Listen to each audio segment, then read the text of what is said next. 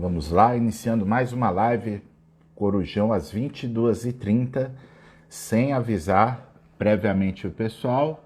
E vamos tratar aqui nessa live, eu vou até marcar aqui embaixo para gravar para o pessoal que estiver entrando saber qual que é o assunto, né? Poxa vida, já muita gente querida aí, o Guilherme Ludwig, eu gosto mais dele, juiz na Bahia, membro da Academia Brasileira de Direito do Trabalho, curso de revista, no rito sumaríssimo. Então, essa live vai ser apenas sobre esse tema do recurso de revista. Amanhã a gente deve entrar no final da tarde com uma live sobre a decisão do STF, né? Porque parece que está desenhando de confirmar a liminar do ministro Lewandowski, que a gente defendeu desde o começo aqui que estava certo, né? Que não tem sentido o sindicato ser acionado para não fazer nada. Então nós vamos aqui nessa live, que ela deve ficar no nosso Instagram até por volta das 10 horas da manhã, mais ou menos, e às 11 horas a gente deve fazer uma live sobre audiência no processo de trabalho, um tema bacana que eu quero tratar, e amanhã a gente vai fazer essa live, vou avisar um pouco nos grupos também. O professor Antônio Berta está com um problema lá de internet, assim que ele resolver, ele vai estar dividindo as lives aqui conosco. Hoje nós tivemos uma live bacana de manhã sobre recurso de revista na fase de execução, que é bem difícil também, bem técnico, né? Tem umas manhas que a gente passa lá no treinamento, seja expert em recurso de revista agora, né, de como o advogado prepara a partir do agravo de petição para levar a questão para o STF. O tema não foi fixado, deixa eu ver aqui então como é que a gente faz isso aqui. Eu fiz muita live, mas ainda tenho que aprender muita coisa, viu?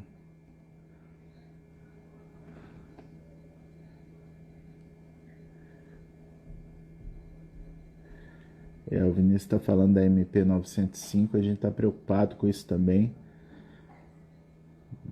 porque estou passando alguns dispositivos lá que realmente vão nos causar alguns problemas.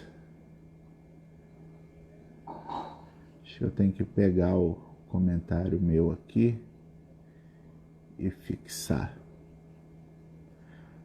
Bom, enfim, vamos em frente aqui. Depois eu preciso fazer uma aulinha aqui, ver um tutorial acho que agora vai. Isso, agora foi. Então, o recurso de revista no rito sumaríssimo é um recurso bem difícil, mas a gente passa umas manhas para o pessoal no treinamento do Seja Expert em recurso de revista para meio que driblar, né, aquilo que é a restrição. Porque a gente tem visto, né, eu fiquei convocado no Tribunal Superior do Trabalho quase 4 anos, né, então muito do que a gente passa para os alunos é o que a gente vivenciou lá dentro, né, de como funcionam os gabinetes, né, a análise dos recursos, em especial recurso de revista. Então a gente percebe que toda situação que fala na legislação processual trabalhista de recurso no TST envolvendo matéria constitucional, a abordagem do TST sobre a Constituição ela não é tão rígida como o Supremo Tribunal Federal faz, por exemplo, né?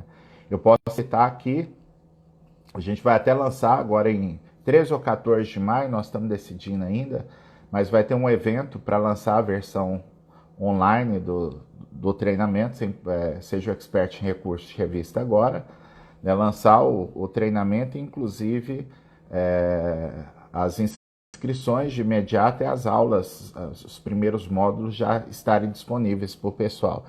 E a gente vai dar um brinde lá para o pessoal. Eu passei 1 ano e 7 meses trabalhando muito com a admissibilidade do recurso extraordinário, que é um conhecimento prático que a gente não acha em livro nenhum. Então, nós vamos passar para o pessoal também. Então, eu poderia citar aqui os temas lá de repercussão geral do Supremo Tribunal Federal. Tem um tema em especial, que é o tema 660.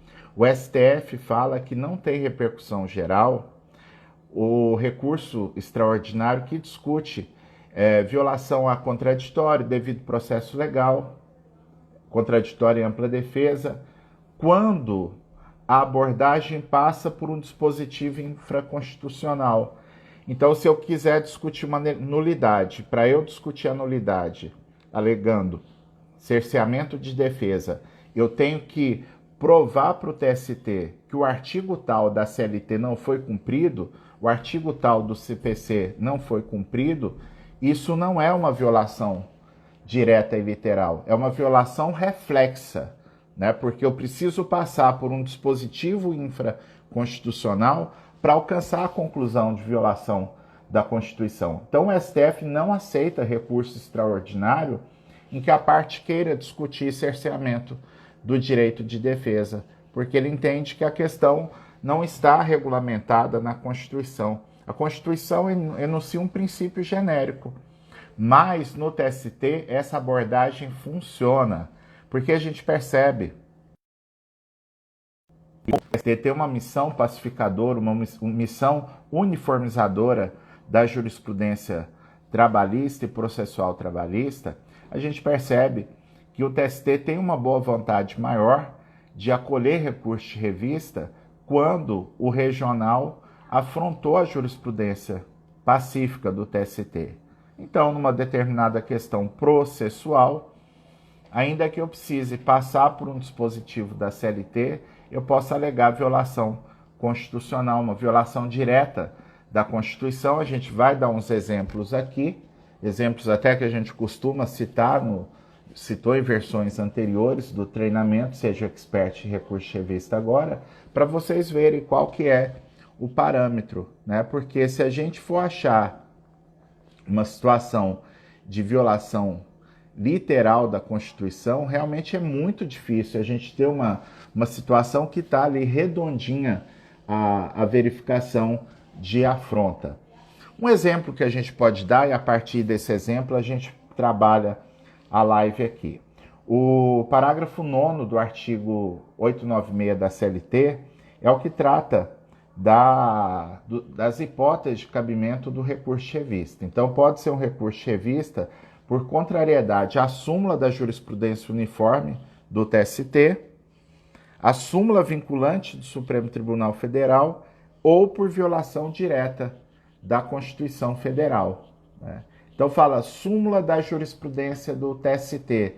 Se for uma OJ não serve, se eu, num processo de rito sumaríssimo, se eu invocar para comprovação de divergência a orientação jurisprudencial da SDI, da SDC, enfim, não serve. Tem que ser súmula, só súmula do TST. Súmula vinculante do STF, se for uma súmula que não seja vinculante, não vale também, né? E violação direta da Constituição Federal. Aí o pessoal pergunta assim, professor, e se for uma tese de repercussão geral, que o STF fixou o mérito e o regional insiste em julgar contra a jurisprudência do STF? Isso está acontecendo em relação à terceirização em atividade fim. A gente vê alguns regionais ainda aplicando a súmula 331, dizendo que tem vínculo de emprego porque a terceirização foi em atividade fim, né? O único fundamento da decisão é exatamente esse, e está ferindo o que o STF fixou numa tese de repercussão geral no tema 725 e também numa DPF, que tem caráter vinculante. Então, se eu quiser citar lá o tema 725, em que o STF disse que, pelo princípio da legalidade, eu tenho que entender que as empresas estão autorizadas a terceirizar em atividade fim, porque não existe lei que proíba, então Nesse caso, eu posso invocar o tema de repercussão geral, mas eu não vou simplesmente dizer que o regional afrontou a tese fixada pelo STF. Eu vou dizer que o regional afrontou os artigos da Constituição usados pelo STF para declarar que a interpretação adequada é aquela. Porque aí eu tenho segurança, eu estou alegando uma violação direta da Constituição. Eu vou pegar um exemplo aqui como parâmetro, como eu ia dizendo para vocês. Eu vou trabalhar nessa live aqui 2 processos que o TST julgou, ambos pela 4ª turma do tribunal. Ambos o relator foi o ministro Ives Gandra, mas demonstram como é que funciona os recursos de revista no rito sumaríssimo, na abordagem que tem sido dada pelo Tribunal Superior do Trabalho. Então, o primeiro caso teve muita repercussão, era um caso envolvendo trabalhadores intermitentes da loja Magazine Luiza. Então a Magazine Luiza, aproveitando a regra da CLT, que criou a contratação de trabalho intermitente, resolveram lá contratar um tanto de vendedores intermitentes. O intermitente a gente sabe que é um contrato mais precário, né? Porque pode ser um contrato 0 hora, né? Perceba agora, nesse momento de pandemia, as empresas estão ali no esforço de segurar o emprego, de antecipa férias, antecipa feriado, agora suspende o contrato, faz de tudo para o empregado não ficar sem renda. Agora, se a empresa tem trabalhadores intermitentes, deixa quieto, a MP fala que eles vão receber aquele auxílio emergencial dos R$600. Então, é um contrato bem precário, porque a pessoa só recebe daquilo que ela realmente trabalhar. Então, nesse sentido, é um contrato precário. O TRT de Minas Gerais entendeu, num determinado processo, que a contratação de vendedor pelo grupo Magazine Luiza como intermitente era ilegal. O TRT interpretou os dispositivos lá da CLT para concluir que eu só poderia ter trabalhador intermitente para funções emergenciais, para situações que fogem à realidade rotineira da empresa. E se a empresa quer ter vendedor, que contrate empregados, não trabalhadores intermitentes. O relator do processo foi o desembargador, ele aposentou recentemente, o Zé Eduardo Rezende Chaves, uma das mentes mais brilhantes que eu conheço, e vai estar numa live com a gente na quarta-feira, aqui 11 horas da manhã. Um tema bem polêmico, ele vai trazer a visão dele das contratações, das suspensões e reduções de salário no período da pandemia e de dispensa de funcionário no período da pandemia, que ele tem uma interpretação de que não pode ter dispensa sem justa causa, né? Então vamos dar espaço aqui para ele expor a tese dele, que independente da gente concordar, eu acho que é uma tese bem interessante e é bacana trazer para a nossa audiência esse tipo de matéria aqui. Então, o processo do Magazine Luiza era um processo de rito sumaríssimo, uma questão simples. O empregado estava discutindo na Justiça do Trabalho só o fato que ele não concordava de ter trabalhado como intermitente, então o advogado desenvolveu uma tese para tentar anular a contratação de intermitente, conseguiu no TRT e com isso o TRT considerou que a dispensa era sem justa causa, uma dispensa normal, que teria que observar o piso da categoria, pagamento de aviso prévio, uma série de direitos. Então a discussão era eminentemente infraconstitucional, uma discussão de o que é o vínculo do intermitente, né? Pois os advogados do Magazine Luiza apresentaram o recurso de revista, trazendo ali uma tese robusta. O recurso ordinário teve esse tipo de discussão. Então, a tese dos advogados é que havia um ferimento do princípio da legalidade, porque se o TRT estava impedindo, com a sua decisão, o Magazine Luiza de contratar vendedores dentro do que a lei, na visão da empresa, dentro do que a lei permite, o princípio da legalidade foi ofendido. O STF tem uma súmula que diz que não afronta o princípio da legalidade situações que, para saber se feriu a legalidade, eu tenho que ir lá na lei infraconstitucional para ver se a norma foi atendida ou não. Porque se a discussão é se a norma X foi atendida ou não, isso não é princípio da legalidade. O princípio da legalidade ele vai se dar naquelas situações, em especial, que eu tenho uma ausência de norma regulamentando um determinado assunto, né? E aí surgem algumas dúvidas, igual essa história da terceirização. Olha que dúvida interessante que chegou no STF. Eu posso terceirizar tudo porque a lei não proíbe a atividade fim? Ou eu não posso terceirizar como regra porque a lei não autorizava, pelo menos antes da reforma trabalhista, a terceirização plena em qualquer atividade. Então isso é princípio da legalidade puro, porque eu estou discutindo se eu posso ou não posso, se eu estou proibido ou se eu estou autorizado a praticar uma determinada conduta.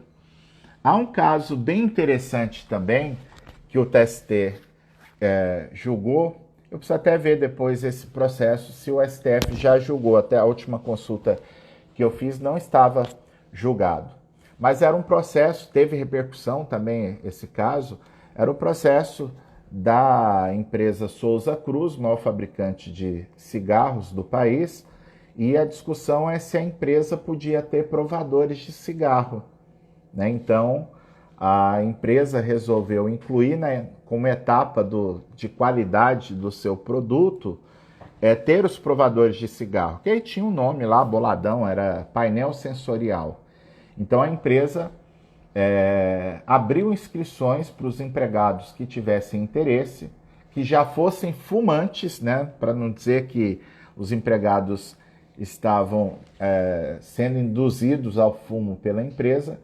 Então ele participava do painel sensorial, que era o quê? Era um espaço lá próprio para o fumo, e então o empregado 2 ou 3 vezes ao longo da jornada, ele podia parar o serviço que ele estava fazendo para ir lá no painel sensorial, fumar o cigarro da sua preferência e botar lá uma observação, se tinha notado alguma diferença, se estava tudo certo, e a empresa...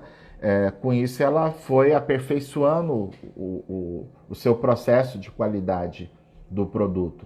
Só que o Ministério Público do Trabalho entendeu que ali havia o uso de seres humanos como cobaias, tendo em vista que o cigarro é uma droga classificada assim pela própria Organização Mundial da Saúde, né? Então houve uma ação civil pública porque não teve acordo na fase de investigação, né, no inquérito civil, e o TRT de Minas condenou a empresa a parar com o painel sensorial, pagar uma indenização por dano moral coletivo de R$1 milhão e fornecer plano de saúde por não sei quanto tempo para aqueles empregados inseridos nessa atividade do painel sensorial. Então chegou no TST uma discussão muito interessante de princípio da legalidade puro, né? Porque qual que era a discussão aqui?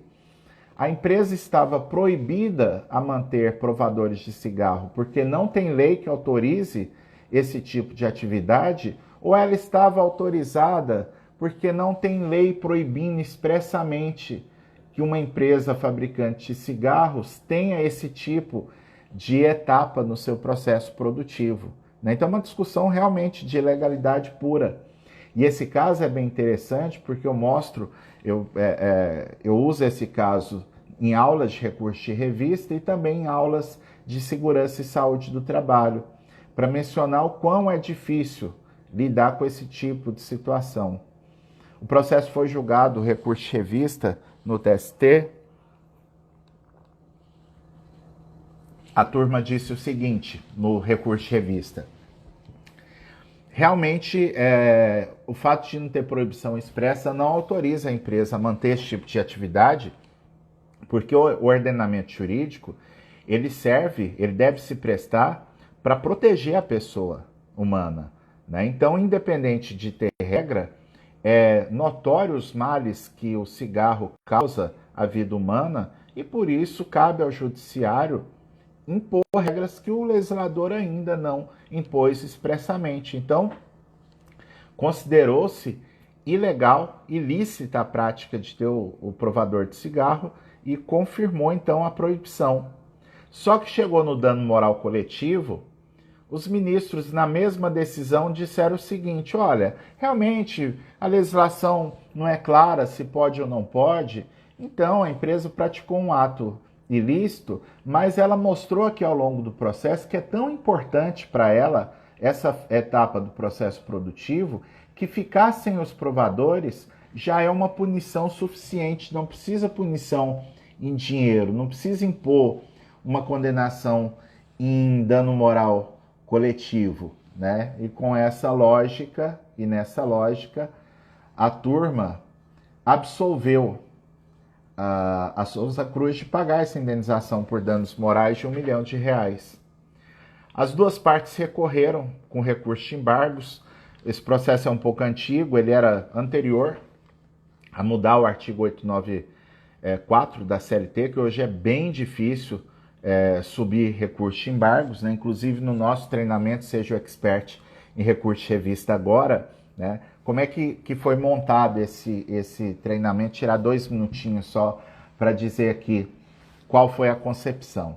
Eu criei o treinamento ano passado, foram 250 advogados praticamente em muitos lugares do país. A gente teve com esse curso em Goiás, em Brasília, em Rondônia, né? Rodamos um pouquinho, várias turmas, e só que era um curso de um dia ou de 2 noites, né? De 2 períodos, um curso muito intenso, de 6, 7 horas, né? A pessoa piscava ali, já passou a informação, né? Então os alunos saíam assim, olha, agradecidos do volume de informação, mas um pouco atordoados, né? Então a gente pensou uma forma de levar esse curso para o online, que é uma oportunidade da gente trabalhar com tempo, né? De dar 1 ano de acesso para o aluno. As aulas vão ser aulas curtas, né? De aulas de 5 a 8, 10 minutos no máximo, né? Para não ficar muito cansativo, não ficar aquela situação de curso online, que às vezes você começa a assistir uma aula de 90 minutos, um dia que você não está bem,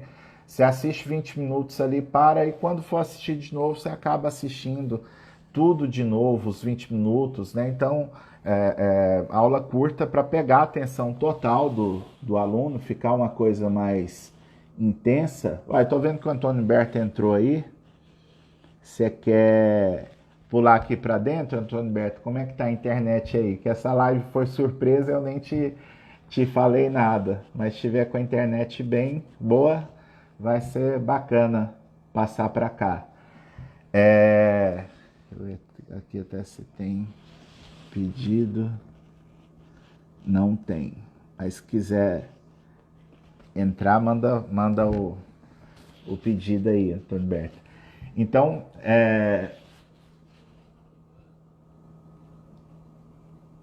deixa eu mandar o convite aqui.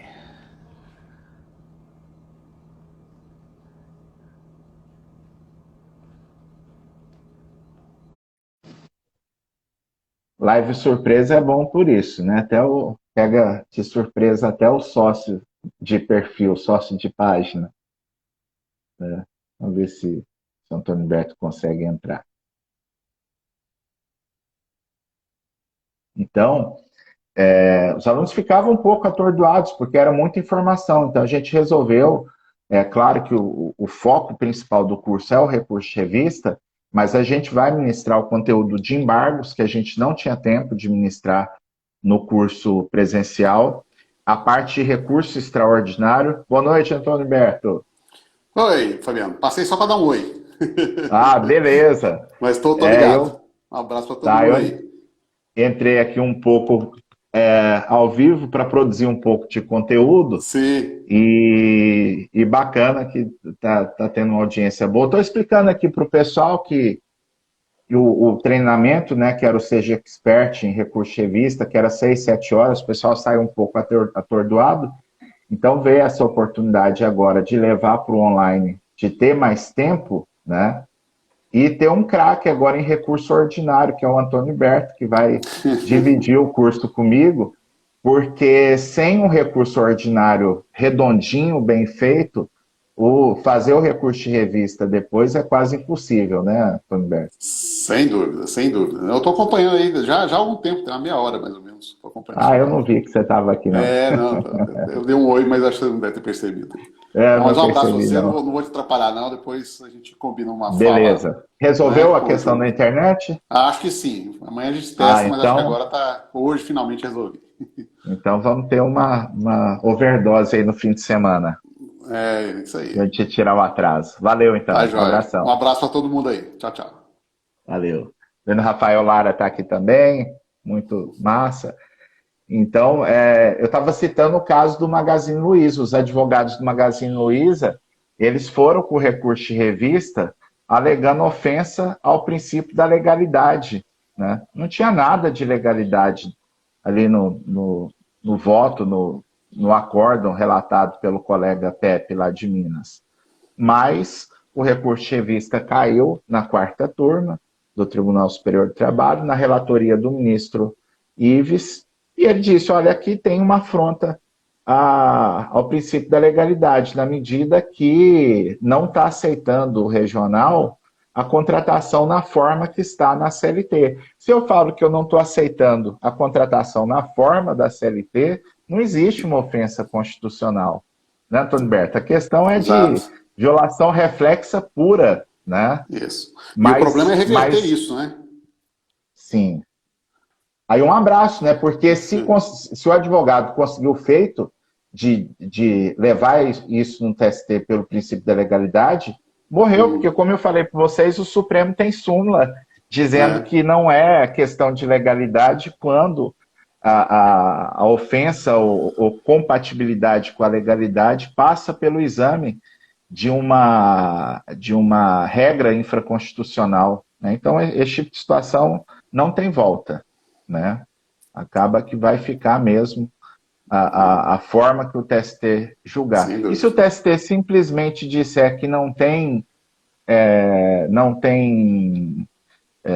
violação direta à Constituição, vai ficar por isso mesmo também, né? Sim, Que é o sem que tem dúvida. acontecido, uma guerra também, né, Antônio Berto? Questão de formação de grupo econômico, né? Uhum, E aí tem aquela discussão, grupo econômico por coordenação ou por direção, né?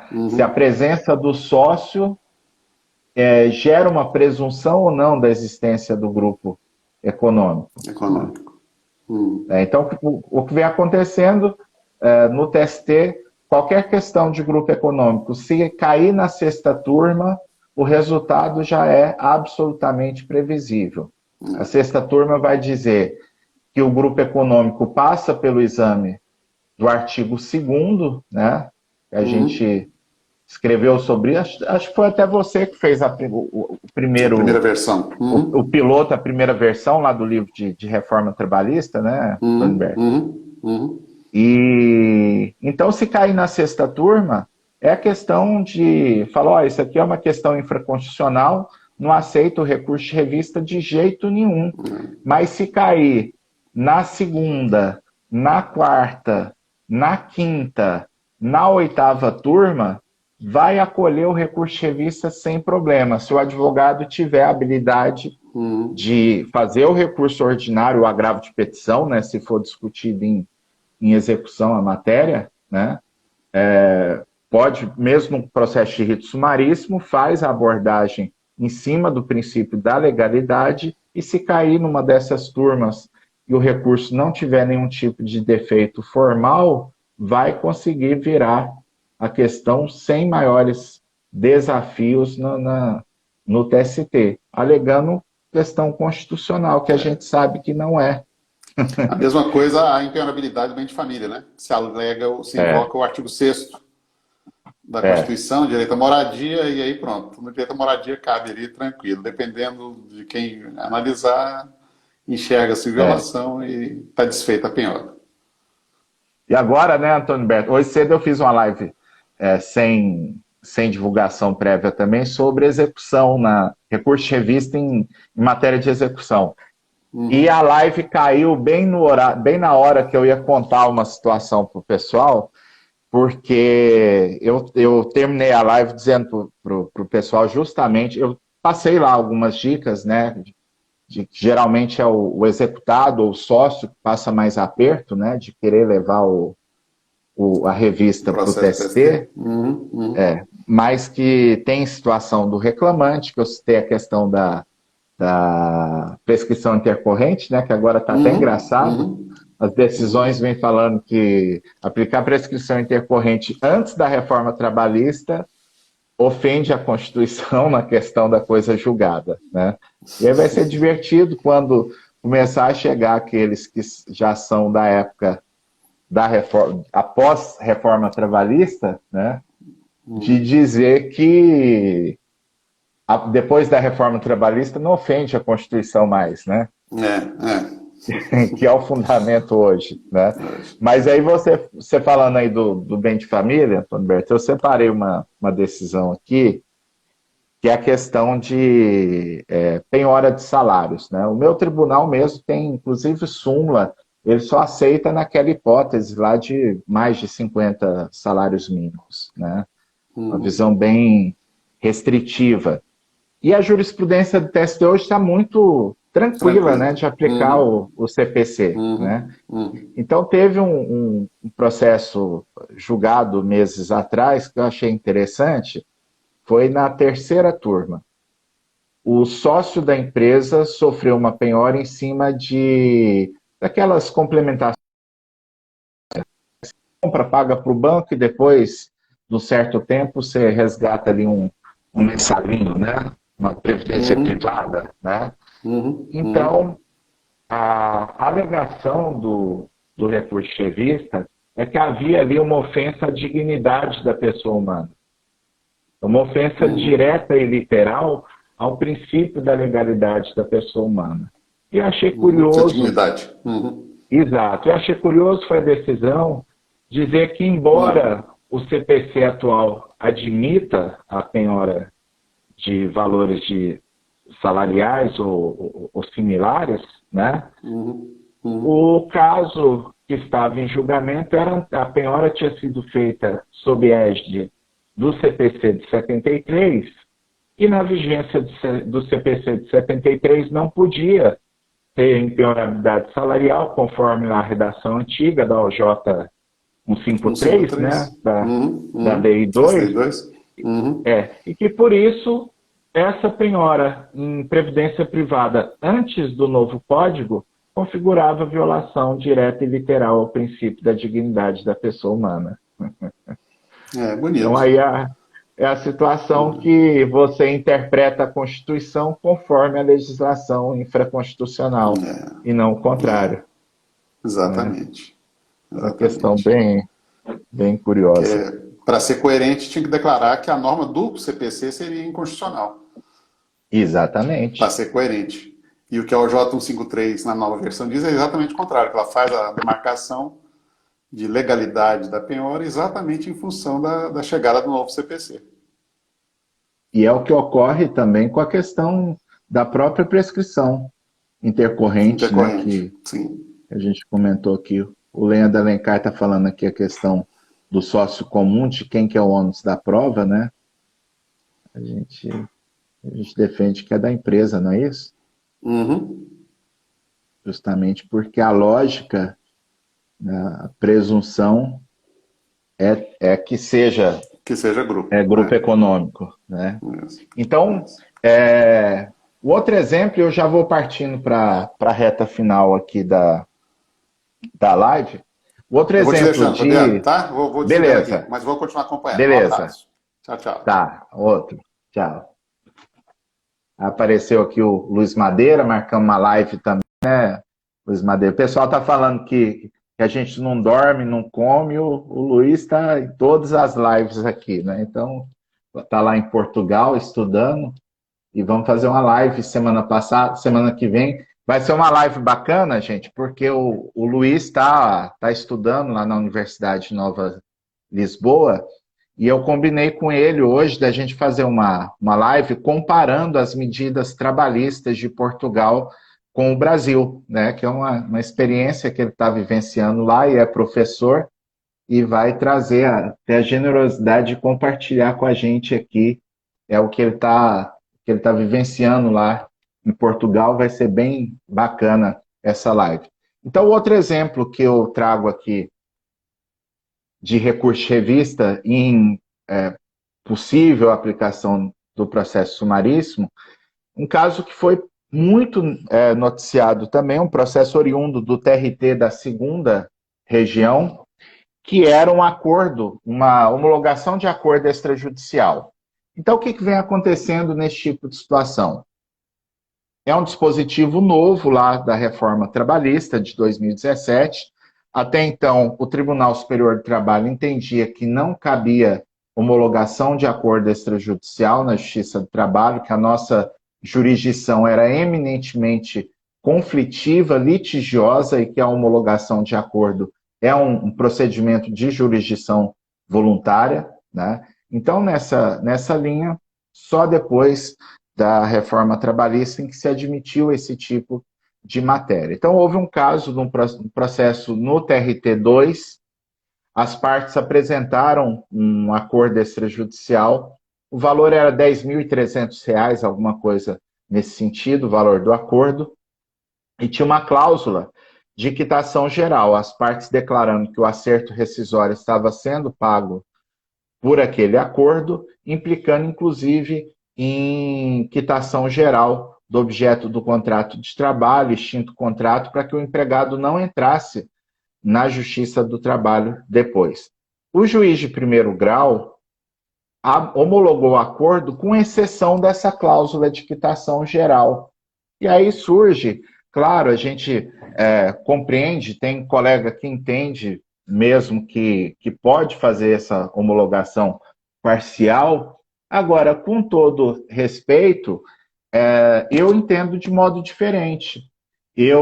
Processos que estão sob a minha responsabilidade, em todos, sem exceção, eu marco audiência, que é uma faculdade da CLT, eu marco audiência, não é porque o juiz quer fiscalizar tudo, quer ser xerifão na sua jurisdição, mas é porque dá mais segurança para as duas partes, tanto para a gente inibir fraudes, como para a empresa, aquele acordo que realmente é um acordo verdadeiro, não tem mácula nenhuma.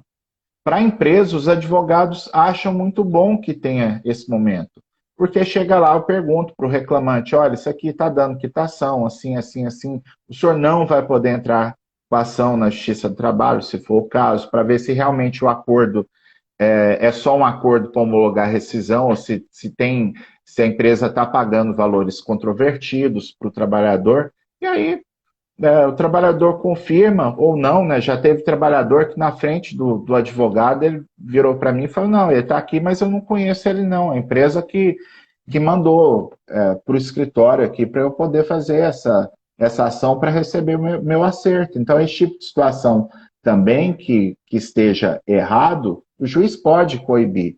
Agora, para mim, e nesse ponto eu concordo plenamente com uma afirmação que o ministro Ives Gandra, como relator, disse nesse recurso chevista, que a atividade do juiz na homologação de acordo extrajudicial é uma atividade binária, não tem meio termo. Ou o juiz aceita o acordo como as partes trouxeram, né, e homologa, ou não homologa. Não tem essa história de homologar em parte, porque acaba que, por mais que você tenha um motivo jurídico, uma tese jurídica para afastar a quitação geral ou qualquer outra cláusula que o juiz entenda que não está perfeita, eu tenho que considerar a questão do conglobamento. As partes apresentaram aquele acordo ali, pensando no todo. E se eu tiro uma parte que é essencial ao ato, à vontade das partes, eu estou, de certa forma, deturpando a vontade dos acordantes, né? Então, o TRT2 deu razão para o juiz, né, no recurso ordinário. Aí tem toda uma discussão se o recurso ordinário precisa ser um recurso comum, né? Se a apresentação do recurso por apenas uma das partes provoca, de certo modo, uma preclusão, né, uma quebra do interesse daquele que não recorreu, e aí, como o acordo é uma soma de vontades, se um não recorreu, é porque ele teria aceitado a decisão que negou a homologação do acordo, e por isso não seria possível o recurso de um só. Mas a jurisprudência já está assentando que, na verdade, se o que não recorreu não vier em contra-razões dizendo, olha, eu concordo com a decisão, não quero que homologue mesmo o acordo, eu não quero que homologue do jeito que o acordo foi apresentado, presume-se que se ele calou é porque ele concorda com o recurso ordinário. A tendência da nossa jurisprudência é nesse sentido. Então, o TRT2 diz que o juiz tem essa liberdade de eliminar uma cláusula constante do acordo extrajudicial e homologar o acordo em parte. O processo era, o valor da causa, R$ 10.300, e a gente tenderia a considerar que isso é um processo de rito sumaríssimo, tendo em vista que o valor do acordo é menor do que 40 salários mínimos, né? Então, aí, nesse tipo de matéria, é onde a gente fala que o advogado tem que insistir, e para isso, naturalmente, ele tem que estudar, né? Ele tem que conhecer a jurisprudência, ele tem que quando tem um assunto novo, igual tem a reforma trabalhista, né? Agora as medidas provisórias da pandemia, a medida provisória 905, que parece que vai ser convertida em lei, né? Isso, bom ou mal, acaba que vai voltar, pelo menos por mais uns 3, 5 anos, uma época de ouro para a advocacia trabalhista, né? Porque vai aumentar, sem dúvida, o número de conflitos. Ontem eu fui abrindo parênteses aqui, ontem eu dei uma entrevista na emissora local da Globo, aqui em Goiânia. Impressionante, eu recebi dezenas de mensagens das pessoas noticiando o que tem acontecido nas empresas nesse período de pandemia. Então, vai ter muita ação trabalhista logo que passar essa situação crítica, né? Empresa que fez acordo lá atrás para o empregado suspender o contrato sem receber nada, empresa que dá férias para o empregado e fala que ele não vai receber, que o que recebe agora é só o que o governo vai pagar, né? E aí junta isso com um período que realmente é uma situação crítica, né? Que está todo mundo assim atordoado até, né? Porque é um momento único na história da humanidade, né? Então, com isso, o trabalhador que não tem muita informação, ele acaba caindo nesse tipo de situação. Ele está lá, está sem dinheiro para se manter, para pagar suas obrigações, suas necessidades mais básicas, né? Mas as pessoas, elas têm dificuldade de acesso de informação. Então, a Justiça do Trabalho está fechada, os escritórios de advocacia não estão podendo atender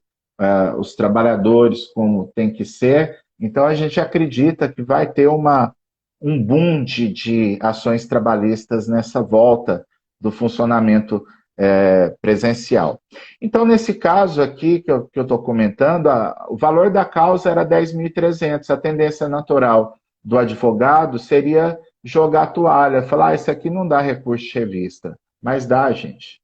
Dá pelo seguinte, a gente tem que perguntar assim, se o processo é uma homologação de acordo extrajudicial de R$ 10.300, qual é o rito pelo qual está correndo essa ação? É o rito sumaríssimo? Não, porque é uma ação especial. O rito é exatamente o rito de um processo de homologação de acordo extrajudicial.